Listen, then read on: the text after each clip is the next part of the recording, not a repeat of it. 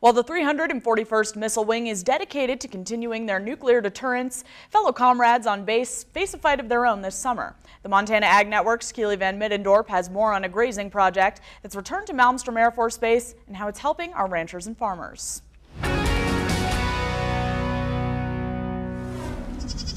Malmstrom Air Force Base welcomed just under 500 guests for the second year in a row.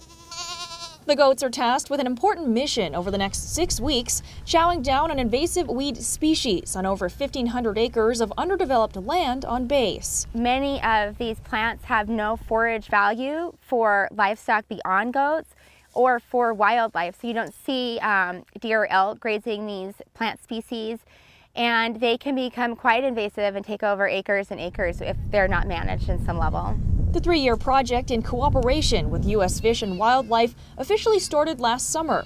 Soderquist said the group of goats had already adjusted to their temporary home on base. Even helicopter sounds they're pretty used to by now, so they adapt pretty rapidly. However, the idea behind the grazing project isn't just meant for Malmstrom. Soderquist says she works with numerous private and public landowners in the state who have weed problems. I work with producers who are looking for somewhere to summer their goats, and then I connect them with clients who are looking for weeds to be eaten. She says it doesn't matter if the goats are on a military base or on a farm or ranch. They're the best choice to get rid of weeds without using chemical spray. We try to do our pricing so it's pretty competitive with chemical spraying, and a lot of times I end up coming in at a lower cost than it would be to spray, especially on areas that are more rough landscape to access.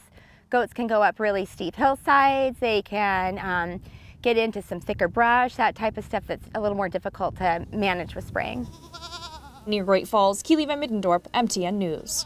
And those goats are moved a few times a day to mimic that natural grazing process of densely packed bison herds. Meanwhile,